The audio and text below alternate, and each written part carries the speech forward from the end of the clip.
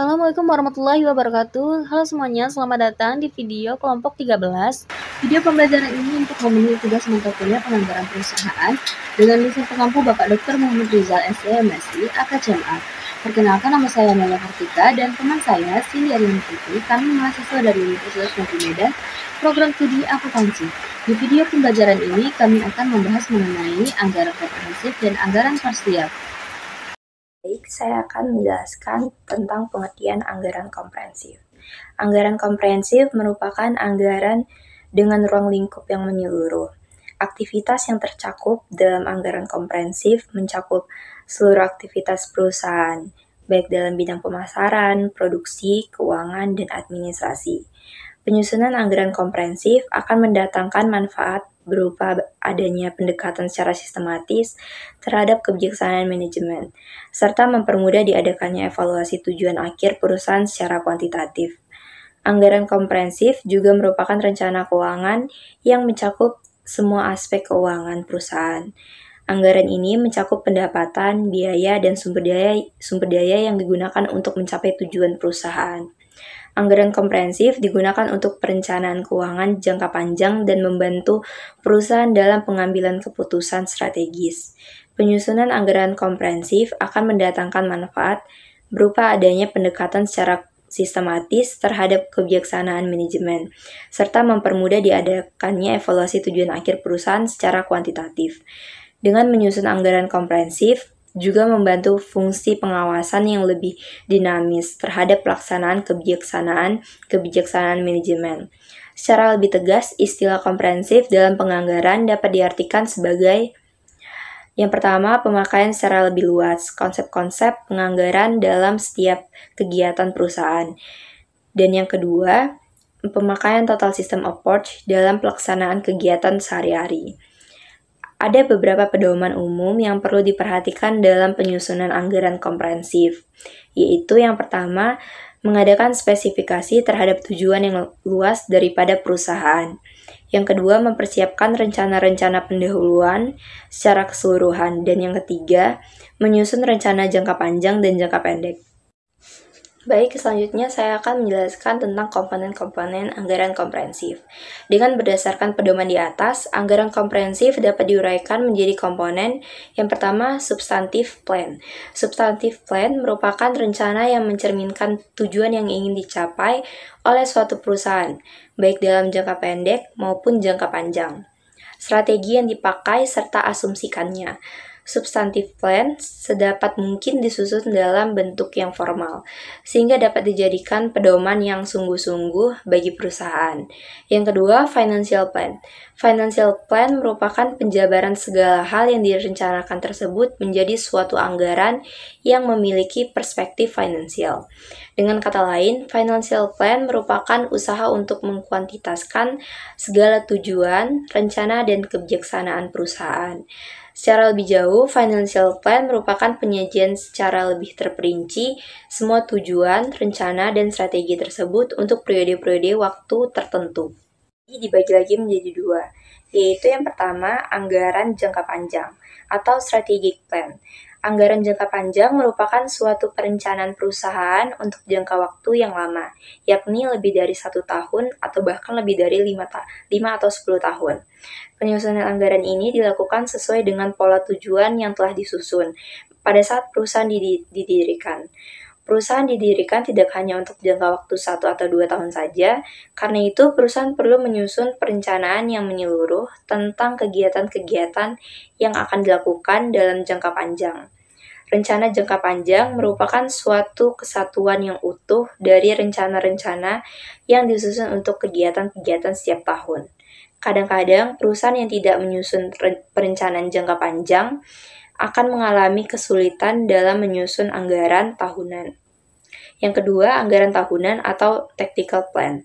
Anggaran tahunan merupakan perencanaan kegiatan-kegiatan tahunan suatu perusahaan. Nah, anggaran tahunan ini dikelompokkan lagi menjadi beberapa bagian, yaitu yang pertama anggaran operasional. Anggaran operasional merupakan rencana seluruh kegiatan-kegiatan perusahaan untuk mencapai tujuannya. Umumnya tujuan perusahaan adalah mendapatkan keuntungan. Anggaran operasional ini dibagi lagi menjadi dua bagian, yaitu yang pertama anggaran proyeksi rugi atau laba. Dalam anggaran ini dihitung atau ditaksir besarnya laba, baik menurut bagian, menurut jenis produk, maupun laba yang merupakan keseluruhan. Yang kedua, anggaran pembantu laporan rugi atau laba atau income statement supporting budget. Anggaran ini meliputi seluruh anggaran kegiatan-kegiatan yang menyokong penyusunan suatu laporan rugi atau laba atau income statement. Dan penjualan. Pada pokoknya, anggaran ini akhirnya akan menggambarkan berupa revenue yang diterima sebagai akibat dilakukannya penjualan-penjualan pada periode yang akan datang.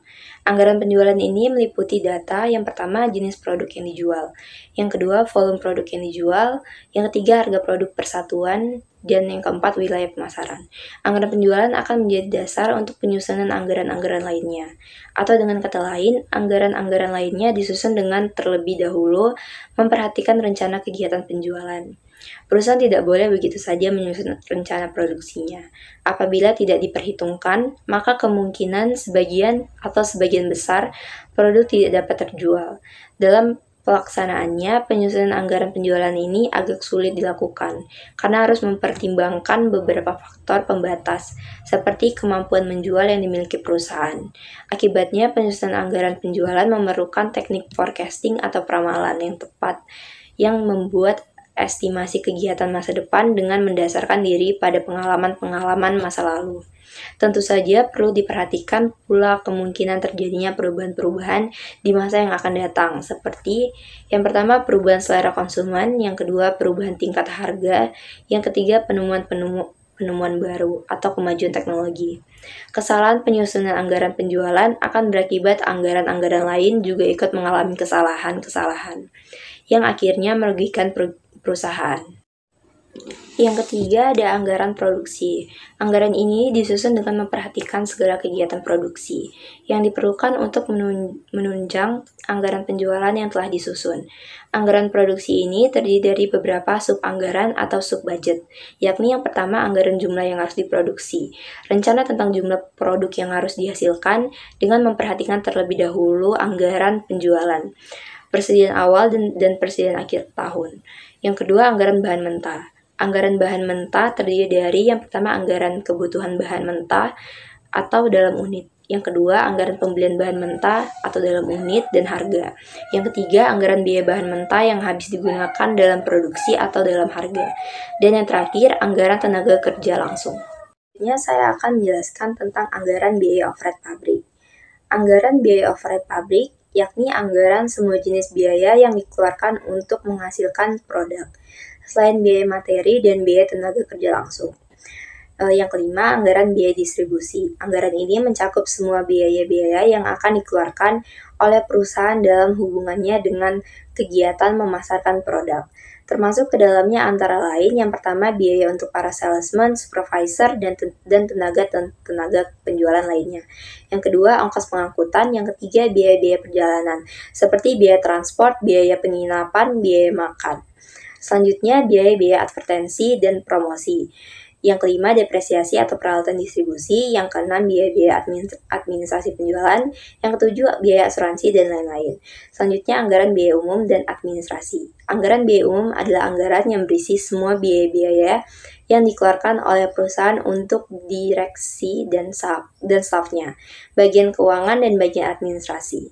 Anggaran administrasi yaitu anggaran yang berisi biaya-biaya yang dikeluarkan oleh perusahaan untuk kegiatan-kegiatan yang menunjang usaha perusahaan di luar kegiatan pabrik.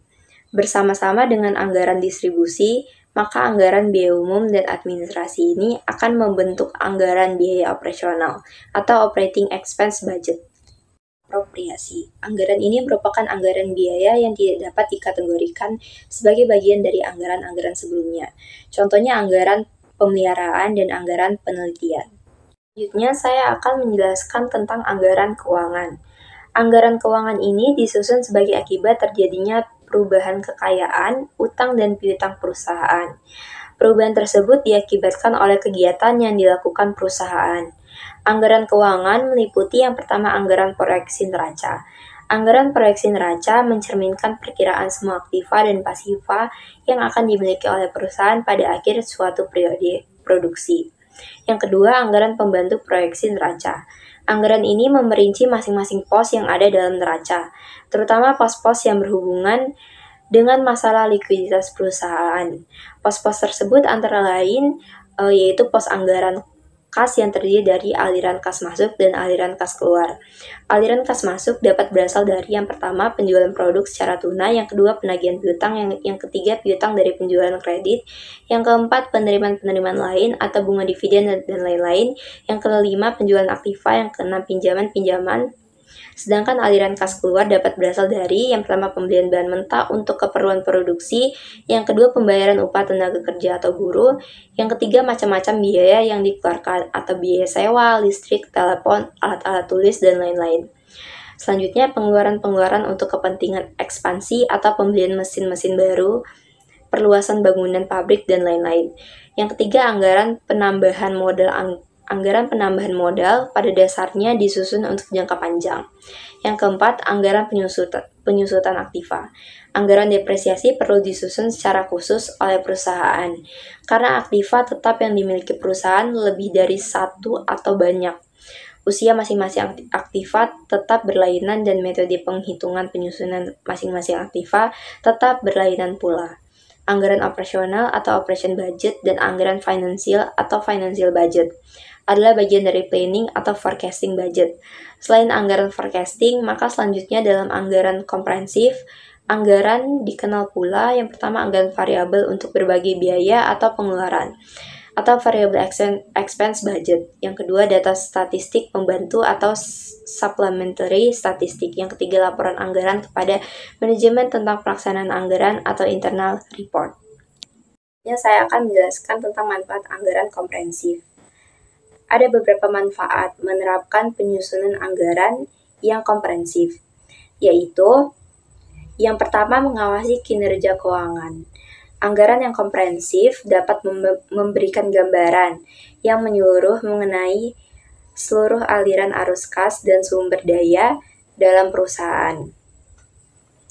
Informasi yang lengkap dan terstruktur memudahkan perusahaan untuk mengawasi dan mendeteksi adanya ketidaksesuaian atau potensi sebelum risiko yang semakin merugikan dapat terjadi. Yang kedua, menyusun rencana yang lebih terarah. Perusahaan juga dapat menyusun rencana yang lebih terarah untuk jangka panjang serta lebih realistis karena berbasis data historis dalam kinerja periode sebelumnya. Data yang terarah dan komprehensif dalam memberikan pemahaman yang lebih baik mengenai berbagai faktor yang mempengaruhi bisnis, seperti misalnya pemasukan, biaya, dan investasi. Yang ketiga, memiliki dasar keputusan yang lebih tepat. Adanya kumpulan data keuangan yang lengkap dan terstruktur mempermudah pihak manajemen dalam menganalisis tren dalam data yang lebih dalam dan mengambil keputusan yang tepat. Yang keempat, manajemen risiko. Anggaran komprehensif juga berfungsi sebagai alat untuk pengendalian risiko, karena membantu dalam memprediksi dan mitigasi risiko. Data keuangan yang digunakan dalam penyusunan anggaran komprehensif dapat meminimalisir hal-hal yang menjadi faktor masalah finansial di masa depan. Yang keempat yaitu menyusun anggaran komprehensif dalam perusahaan. Proses di dalam penyusunan anggaran biasanya akan melibatkan langkah-langkah sistematis untuk memastikan bahwa semua aspek keuangan telah terintegrasi dengan baik. Langkah pertama yaitu menentukan tujuan. Tahap pertama yang perlu dilakukan oleh perusahaan adalah menetapkan tujuan secara jelas. Karena ini akan berhubungan dengan penyusunan anggaran secara keseluruhan. Tujuan anggaran yaitu seperti menjaga kestabilan keuangan, mendukung ekspansi bisnis, maupun meningkatkan efisiensi kerja. Melalui tujuan yang jelas, rencana anggaran bisa berfokus untuk memprioritaskan area-area yang bisa diperbaiki dan ditingkatkan. Yang kedua, mengumpulkan data keuangan. Historis. Selanjutnya yang menjadi tahapan utama adalah mengumpulkan data keuangan historis perusahaan dari setiap periode ke periode yang dibutuhkan. Hal ini bertujuan agar dapat memberikan gambaran mengenai pemasukan dan pengeluaran yang terjadi di masa lalu, mengidentifikasi tren, dan memproyeksikan target yang lebih efektif dan akurat di masa depan. Yang ketiga, menyusun anggaran penjualan. Aktivitas anggaran penjualan memiliki peran yang paling penting jika dibandingkan anggaran lainnya. Hal ini dikarenakan anggaran penjualan akan menjadi acuan dalam melaksanakan berbagai program kerja atau aktivitas pendukung dalam anggaran lainnya. Secara menyeluruh, biasanya komponen yang digunakan seperti volume perkiraan penjualan maupun harga jual produk. Setelah rancangan anggaran penjualan sudah berhasil tersusun dengan lengkap dan terperinci, tahapan selanjutnya adalah menyusun anggaran untuk mendukung pencapaian penjualan tersebut. Anggaran ini mencakup anggaran produksi, anggaran bahan baku, anggaran tenaga kerja, dan anggaran administrasi. Seluruh anggaran yang akan digunakan dalam menjalankan operasional sehari-hari harus tersusun dengan rapih dan terperinci. Karena sangat penting agar terhindar dari risiko kekurangan dana. Yang kelima, mempertimbangkan faktor eksternal. Pertimbangkan juga terhadap faktor eksternal maupun tren yang dapat mempengaruhi kondisi finansial dan operasional perusahaan. Faktor eksternal ini biasanya seperti fluktuasi ekonomi, perubahan regulasi, persaingan pasar, maupun tren anomali lainnya yang tidak dapat diperkirakan. Yang keenam, melakukan review berkala. Setelah semua anggaran telah tersusun secara lengkap dan terperinci, penting untuk melakukan review berkala terhadap anggaran tersebut selama periode pelaksanaan. Baik, submateri selanjutnya, yaitu yang kelima, adalah contoh kasus anggaran komprehensif. Di sini kami menampilkan salah satu perusahaan, yaitu PT YEB. Merupakan perusahaan handicraft yang memproduksi gerabah. Perusahaan ini berdiri pada tahun 2007 dan berkembang dengan pesat. Produk yang diproduksi terdiri dari 3 jenis barang, yaitu guci, vas, dan pot. Berikut ini adalah anggaran dari perusahaan YEB tersebut yang disusun untuk tahun anggaran 2021. Anggaran ini sebagai contoh untuk mengetahui anggaran komprehensif dalam suatu perusahaan. Yang pertama, di sini kami menampilkan anggaran penjualan. Pada guci, unit anggaran ini yang diproduksi yaitu 300 unit. Harga jual per unitnya adalah 200.000 dan total penjualan adalah 60 juta, yaitu unit dikali harga jual per unit, yaitu 300 dikali 200.000 yaitu 60 juta. Selanjutnya vas.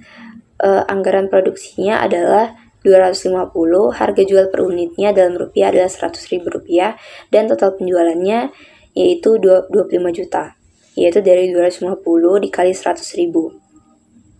Selanjutnya pot. Unit anggarannya yaitu 350, harga jual per unit yaitu 85.000 dan total penjualannya yaitu 29.750.000 dari 350 dikali 85.000.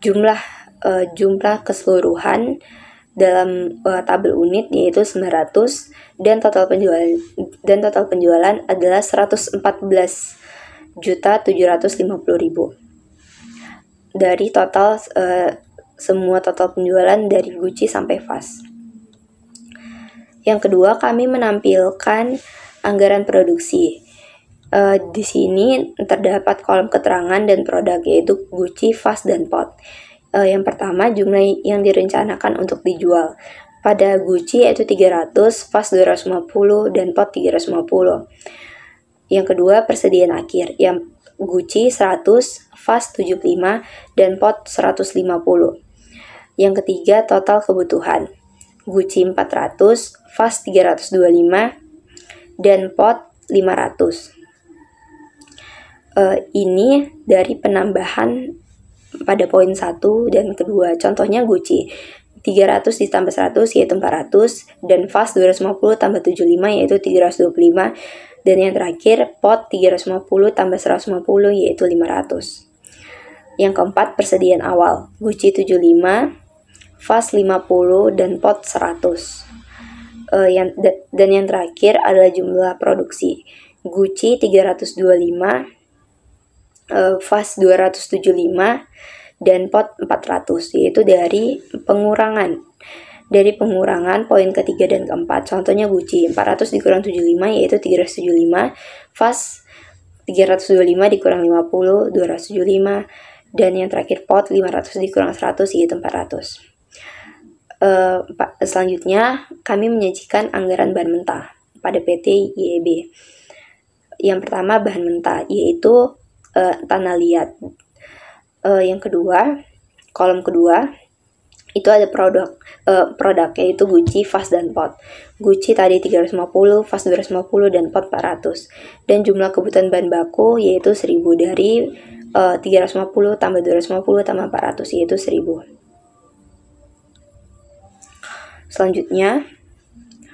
Selanjutnya anggaran pembelian PT YEB yaitu bahan mentah.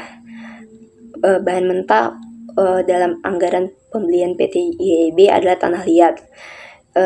Selanjutnya kebutuhan produksi yaitu 1000 dari anggaran bahan mentah tadi, dan persediaan akhirnya 150.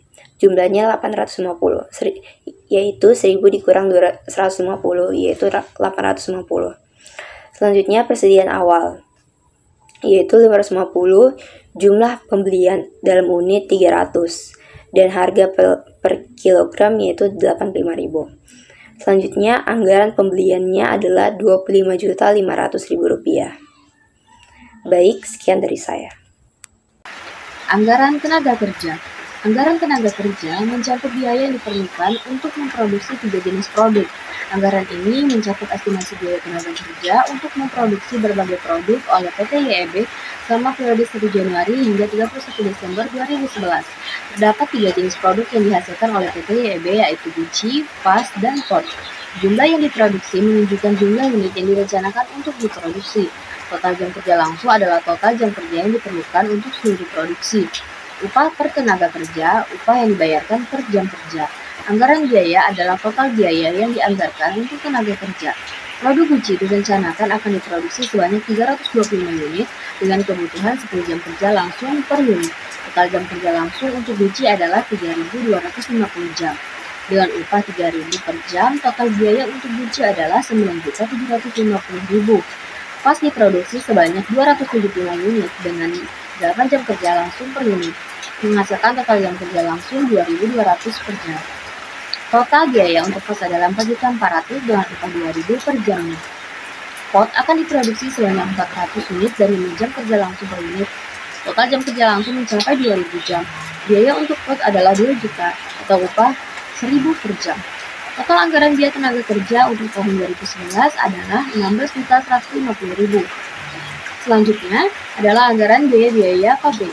Anggaran ini mencakup biaya operasional pabrik yang diperlukan untuk menjalankan kegiatan selama tahun 2011. Rincian biaya meliputi gaji manajer sebesar 3.500.000, biaya transportasi antar pesanan 800.000, biaya administrasi pabrik 1.500.000, upah lembur 1.800.000, biaya tenaga kerja tidak tetap 1.200.000, biaya supplier 1 juta, pemeliharaan sebesar 850, penyusutan aset tetap 600.000. Total anggaran biaya pabrik adalah 10.750.000. Selanjutnya adalah anggaran persediaan.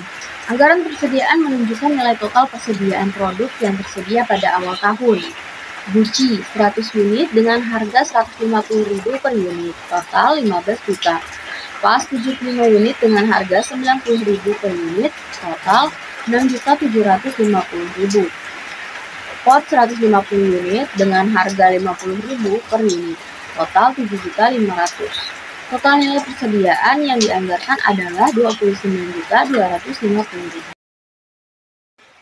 Selanjutnya adalah anggaran biaya operasi. Anggaran ini mencakup biaya yang terkait dengan perusahaan. Rincian biaya adalah sebagai berikut. Gaji pegawai sebesar Rp1.500.000 untuk biaya penjualan, biaya iklan atau advertensi sebesar Rp5.000.000, biaya penjualan tambahan Rp1.000.000, dan biaya administrasi Rp200.000. Biaya supplies untuk operasi sebesar Rp800.000 dan Rp500.000 untuk administrasi. Total anggaran biaya operasi adalah Rp9.050.000 dengan biaya finansial tambahan sebesar Rp800.000. Selanjutnya adalah anggaran pengeluaran modal. Anggaran ini mencakup rencana pengeluaran untuk investasi modal, pengeluaran untuk pembangunan fasilitas sebesar Rp150.000.000, investasi pada mesin pembakar atau oven sebesar Rp75.000.000, sehingga total pengeluaran modal yang direncanakan adalah Rp225.000.000. Selanjutnya adalah anggaran pokok penjualan. Anggaran ini mencakup semua biaya yang terkait dengan produksi dan penjualan. Persediaan awal tahun sebesar Rp46.750.000, pembelian bahan mentah sebesar Rp25.500.000, sehingga total persediaan menjadi Rp72.250.000. Persediaan akhir tahun adalah Rp12.750.000 dengan biaya yang digunakan untuk produksi adalah Rp59.500.000, ditambah dengan tenaga kerja langsung Rp16.150.000 dan biaya pabrik Rp10.750.000. Total biaya produksi adalah Rp86.400.000. Setelah dikurangi barang jasa jadi senilai Rp29.250.000. Perkiraan harga pokok penjualan adalah Rp57.150.000. Selanjutnya adalah anggaran laporan laba rugi. Anggaran ini memberikan gambaran tentang pendapatan dan pengeluaran perusahaan. Total penjualan yang direncanakan adalah Rp114.750.000. Harga pokok penjualan adalah Rp57.150.000 sehingga laba kotor mencapai Rp57.600.000 setelah mengurangi biaya distribusi Rp8.300.000, administrasi Rp950.000 dan biaya finansial Rp800.000. Total pengeluaran menjadi Rp10.050.000. Earnings before interest and tax adalah Rp47.550.000. Setelah pajak pendapatan 20% sebesar Rp9.510.000. Laba bersih setelah pajak adalah Rp38.040.000. Kemudian pengertian anggaran parsial. Anggaran parsial merupakan rencana keuangan yang hanya mencakup satu atau beberapa aspek perusahaan. Anggaran ini digunakan untuk memantau atau mengontrol biaya atau pendapatan tertentu. Anggaran parsial digunakan untuk perencanaan keuangan jangka pendek dan membantu perusahaan dalam pengambilan keputusan operasional. Ada beberapa alasan yang menyebabkan perusahaan menyusun anggaran secara parsial. Yang pertama, perusahaan tidak mempunyai kemampuan untuk membuat anggaran secara keseluruhan karena tidak adanya skill sehingga anggaran dibuat sebagian yang diperlukan saja. Yang kedua, tidak tersedia data yang lengkap tentang keseluruhan bagian dalam perusahaan. Penyusunan anggaran mempunyai hubungan yang sangat erat dengan terjadinya atau tidaknya data serta ketepatan data. Selanjutnya yang ketiga adalah kekurangan biaya untuk membuat anggaran yang lengkap sehingga disusun anggaran yang perlu saja. Analisis masing-masing cabang perusahaan akan sangat bermanfaat dan membantu perencanaan anggaran. Hal ini menunjukkan secara jelas berapa kontribusi pendapatan dari masing-masing cabang perusahaan pada pendapatan total perusahaan secara keseluruhan. Dengan analisis tersebut, manajer dapat memilih dan mengambil keputusan untuk memilih cabang perusahaan mana yang perlu dikembangkan, dikurangi, atau bahkan tidak diusahakan lagi agar tidak menderita kerugian. Anggaran parsial sangat sederhana dalam penyusunannya, biasa digunakan untuk melihat keuntungan dengan sedikit perubahan yang dilakukan, serta tidak memerlukan informasi yang tidak dipengaruhi oleh perubahan yang sedang diamati.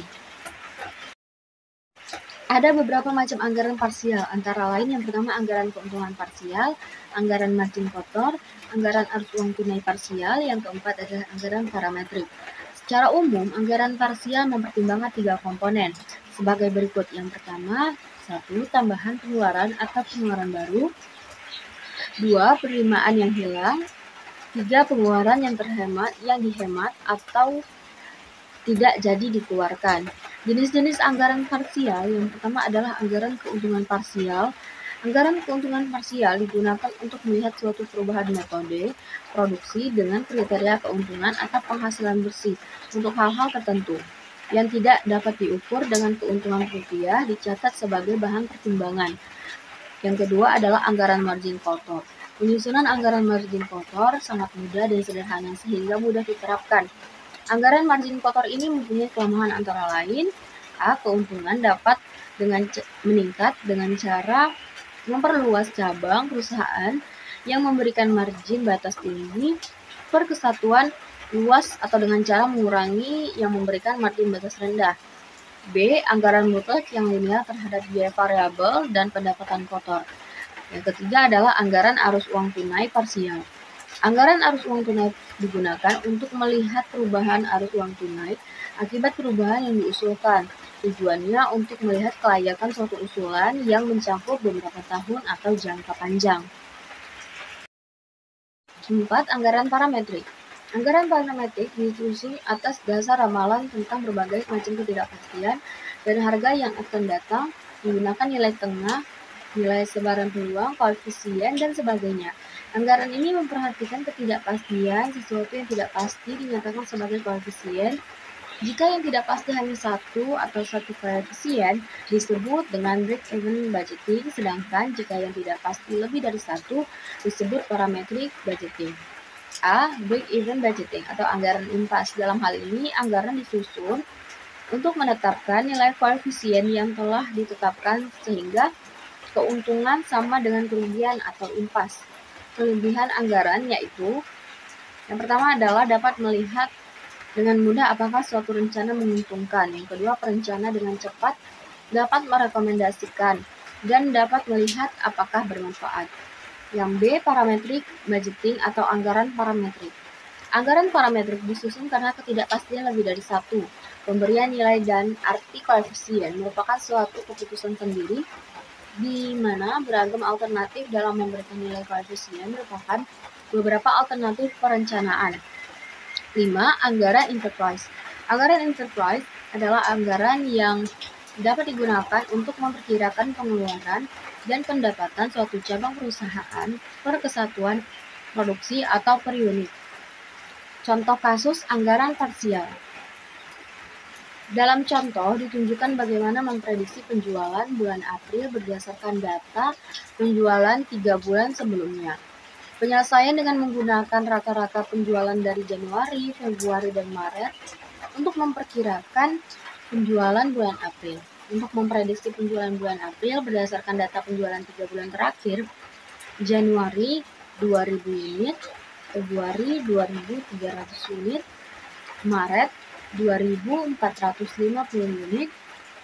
Berdasarkan rata-rata penjualan, diperkirakan penjualan bulan April adalah 2.250 unit. Dan kesimpulan pada video pembelajaran materi anggaran komprehensif dan anggaran parsial ini adalah anggaran komprehensif dan parsial merupakan dua jenis anggaran yang digunakan dalam perencanaan keuangan perusahaan. Anggaran komprehensif mencakup semua aspek keuangan perusahaan, sedangkan anggaran parsial hanya mencakup satu atau beberapa aspek keuangan. Kedua jenis anggaran ini memiliki peran penting dalam perencanaan keuangan perusahaan dan membantu perusahaan dalam pengambilan keputusan strategis dan operasional. Anggaran komprehensif merupakan suatu penyusunan catatan anggaran perusahaan secara keseluruhan atau menyeluruh. Anggaran komprehensif memberikan beberapa manfaat seperti adanya pendekatan secara sistematis terhadap kebijaksanaan manajemen, serta mempermudah diadakannya evaluasi tujuan akhir perusahaan secara kuantitatif. Dengan menyusun anggaran komprehensif juga membantu fungsi pengawasan menjadi lebih dinamis terhadap pelaksanaan kebijaksanaan manajemen. Nah, itu dia teman-teman pembahasan mengenai materi anggaran komprehensif dan anggaran parsial. Terima kasih sudah mengikuti video pembelajaran kami hingga akhir. Kami berharap penjelasan yang kami berikan bisa membantu kalian memahami topik ini dengan lebih mudah. Dan sampai jumpa di video berikutnya. Terima kasih. Wassalamualaikum warahmatullahi wabarakatuh.